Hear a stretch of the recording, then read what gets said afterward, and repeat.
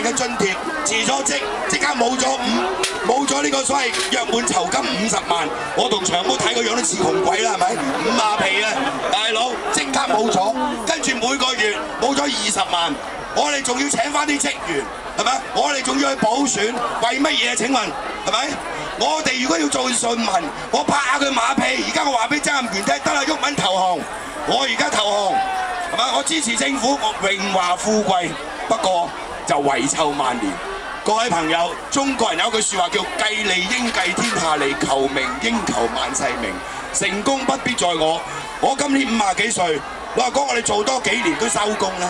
我哋社民連係全香港唯一一個政黨係最年輕嘅，我哋嘅執委即係我哋嘅權力核心、決策核心，平均年齡得34歲。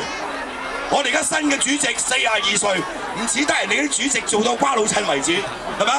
我哋做2屆，毓民做2屆，丐幫幫主就收工啦，就交班啦。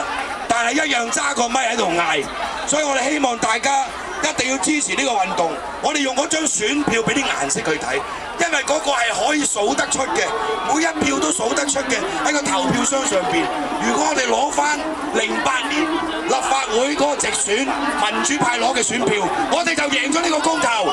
希望大家投票俾我哋，好唔好？嗱，我嗌完啦，最好就埋嚟即係攞啲小冊子啊，入啲錢啦 ，OK？ 5區公投，人民在投5區公投，人民在投5區公投。好啦，係時候埋嚟入錢啦。呢啲幾次啲大笪地啊，講完之後咁啊，大家就識做啦，係嘛？